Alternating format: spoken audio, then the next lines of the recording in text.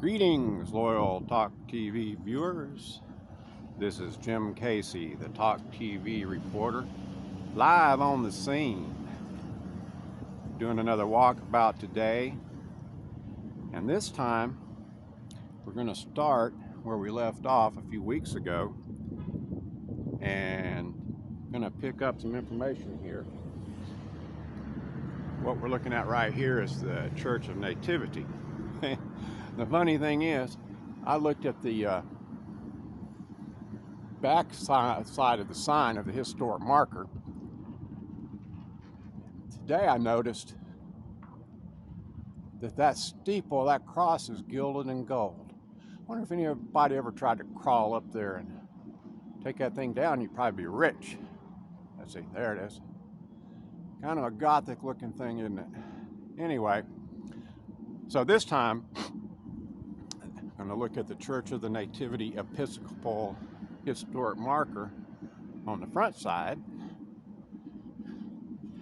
And this reveals something that I was not even aware of, and that is the Church of the Nativity was organized, and the name Nativity was because of the approaching Christmas season. Well, that's interesting. Anyhow, today we're going back over here to the Calhounian house. We're going to take another look at that sign as well, because I deleted a line.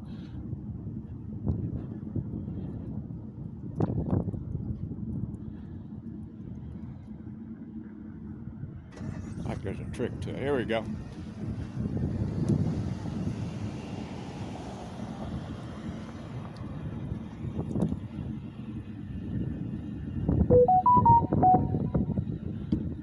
When you're a kid growing up in Huntsville, you get all of this information one way or another, and you know all the stories, but I didn't realize until I started doing this walkabout series the reality that so much history is concentrated on these two blocks in downtown Huntsville.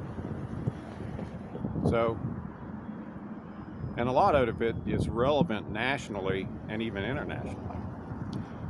And the words here: on this site stood the Calhoun House, used as a federal courthouse, where desperado Frank James was tried and found not guilty by a jury trial on April 25th, 1884 for robbery of a government payroll near Shoals, Alabama, on March 11th of 1881. One of his defense attorneys was Huntsville's Leroy Pope Walker, first Secretary of War of the Confederate States of America. And the first thing we want to remember is that Pope Leroy had the Poplar Grove mansion that was back over in that direction, and he was the father of Huntsville that moved in 1809. He was the grandfather of Pope Leroy Walker Jr., who was the first Secretary of War for the Confederate States of America, and who, after the war, served as Frank James's attorney, who was the older brother of Jesse James. But there's more to this story than you see right off the bat, too, because you wonder then exactly what was the Calhoun House in the first place. And it was named for a man named Calhoun Meredith. Now, Calhoun Meredith was a nasty character because he was a slave trader. He traded in literally thousands of slaves, and eventually moved to Louisiana, where he was a plantation owner and owned about half of the northern part of the state of Louisiana. Different reports say different things. Some of them say he owned as many as 1,100 slaves, but that he was a broker who traded in slaves. So he was, just like I say, a real nasty character. At one point, it says he owned 40 slaves in Alabama, presumably here. But the rest of the story is that he probably didn't spend too much time at this estate, because he actually came into ownership of the estate by marrying the judge's granddaughter, Mary Smith. So Judge Smith apparently had made the home part of the dowry or whatever it was. And the story goes that Calhoun Meredith actually never spent much time here, that he and Mary went traveling in Europe and in France. And so this estate, he had probably been here at some point in time, but most of his evil dealings were probably done in Louisiana.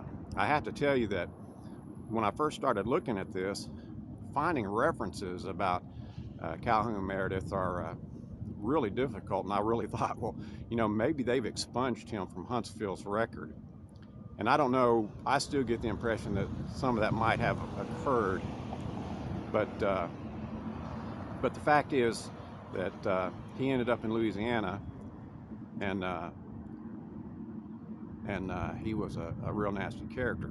The rest of the story goes, now he's not to be confused with John Calhoun, although I think around here, or as the story goes, they'll sometime refer to him as the Calhounian John Meredith. But now, I don't know about all that, but it says that he was an expert in eugenics and ethnic cleansing, which is another nasty business. And you can rest assured that he wasn't throwing no ice cream socials for the people who were in his charge either way. So that's the nasty side of, some of the nasty side of Huntsville's history, but Huntsville is, after all, in the South. I'll say now that most people think of Huntsville as being the home of the space program and Werner Von Braun. And it is true that Werner Von Braun and members of his team came from Nazi Germany, and he was even what he referred to as an unconvinced Nazi. But I'll say in deference to him that when he was here, he was apparently an exemplary citizen, and I don't have any unkind words to say about him. And I think he would have even asserted that he was in a position where his prominent stature in Germany probably placed him in a position where he really had no choice. That's all a different story and a different time and era. But this is some of the underbelly, if you will, and it's still a part of Huntsville's history. Another thing that occurred here, which is real historic, is that a fellow named Andrew Jackson came through Huntsville and had a camp down the road there back in 1813. And it is said that he was en route to the Battle of Horseshoe Bend, which was part of the Creek War. And you get into some different subjective discussion about the Creek War and the War of 1812, but it is said that he actually had been entertained at Leroy Pope's house, and back over there on Poplar Grove.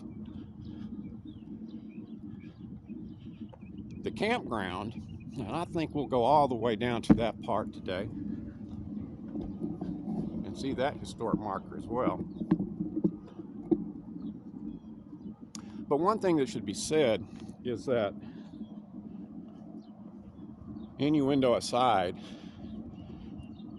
there is an undertow in Huntsville, and it may be off the radar, and it may only affect a few people, but there are in fact religious cults and other cults that are actually practicing eugenics and ethnic cleansing to this day.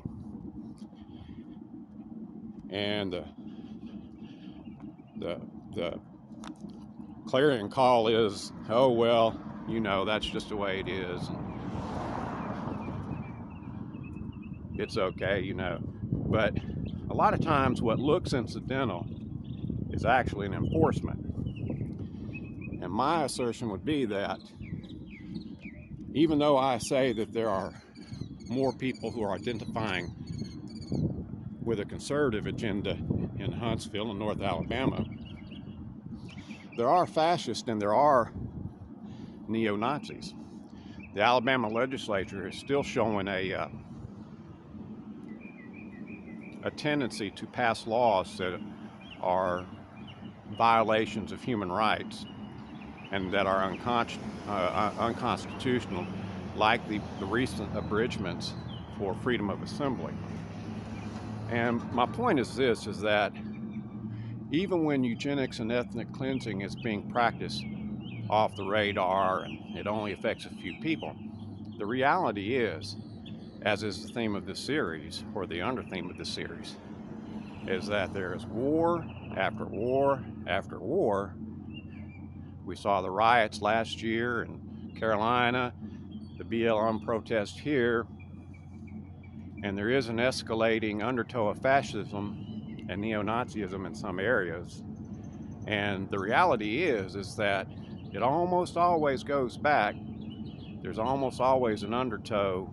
There's almost always a foundation of eugenics and ethnic cleansing and genocide that precipitates these wars. And so, you know, what may be under the radar and seem okay is not, and it is especially not okay when human rights are being violated, even if it's just of a few people. And it's not okay when you see that there is an escalation which leads to the war. So anyhow, this is the First United Methodist Church, and it was also involved in the Civil War. This is where they say they kept horses in the basement, and in 1864 the church burned down, they say accidentally. And I always find that a little bit interesting, because accidentally burned down by Federals, it says. Get a nice picture here. And as we walk on down the street,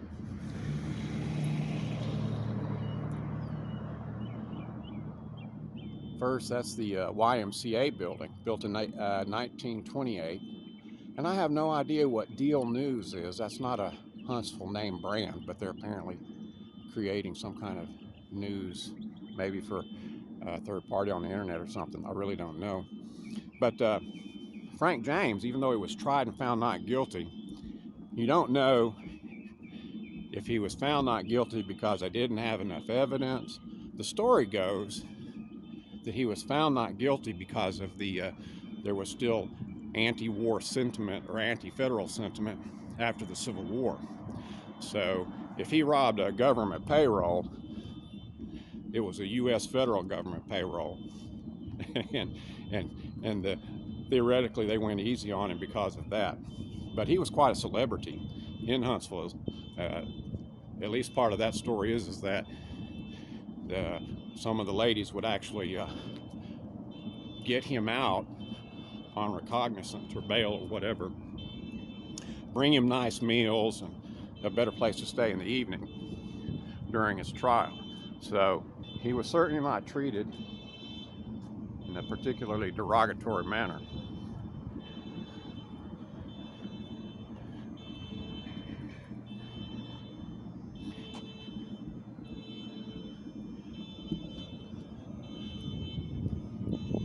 I told you that I had a new windscreen solution, and on my last walkabout, it was about 50% effective. Unfortunately, there was still some interference, and I'm in a wind corridor, so I'm getting some gusty wind here today, even more than I expected. Temperature is about 57 degrees, and it's pleasant until that breeze catches you. But I have a new and different windscreen solution, which I hope is working. I'm going to cross the street here because I'm going to go all the way down to where Andrew Jackson's people camped out.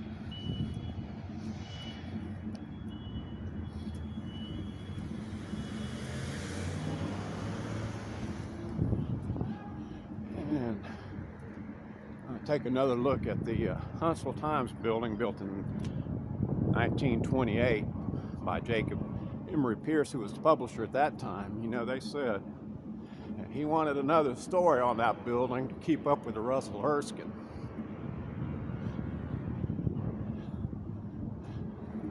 And it's also worth noting that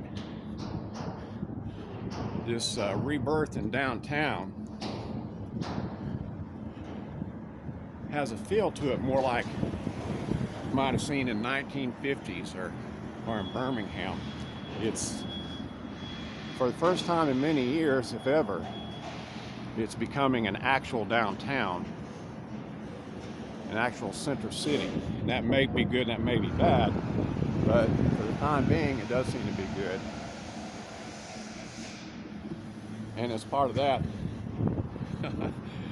you would have never thought that you'd had a Dollar General in downtown Huntsville. And yet here it is. I've shopped here a few times. They got all kinds of good stuff in here.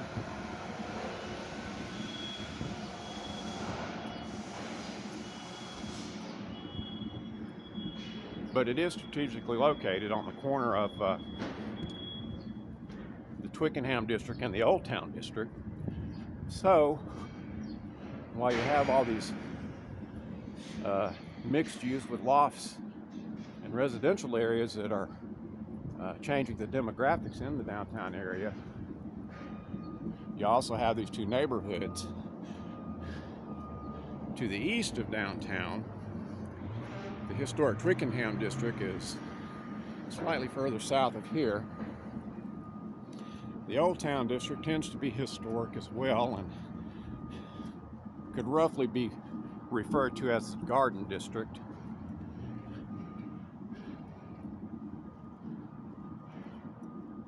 And here we are.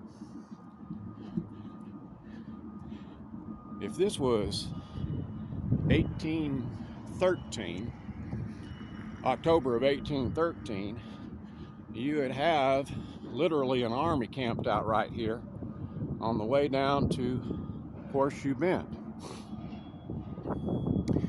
And the sign is interesting because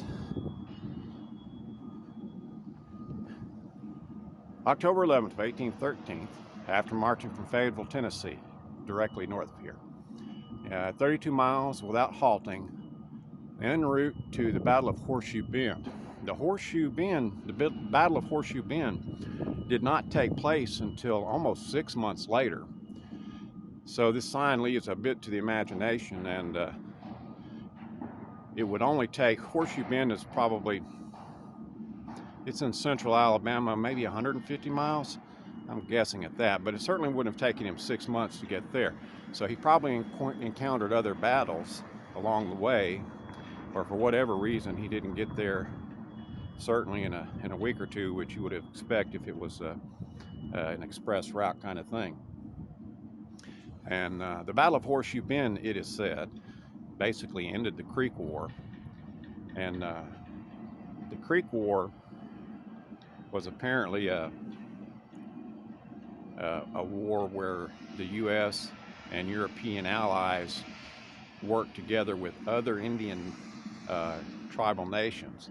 It was really an Indian civil war where the Red Sticks were in rebellion and two other Indian tribes in the area.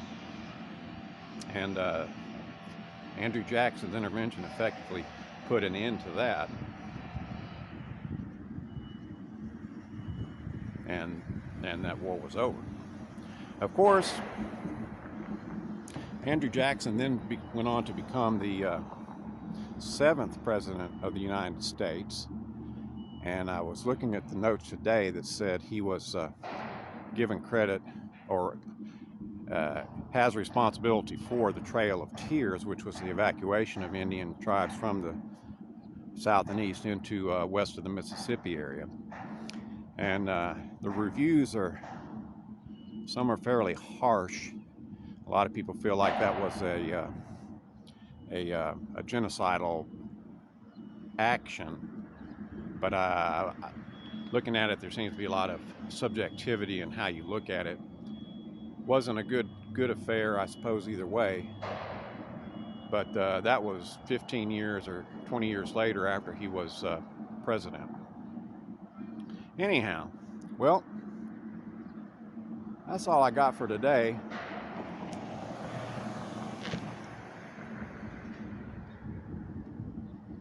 And there I am, Jim Casey. I've been reporting today live from downtown Huntsville.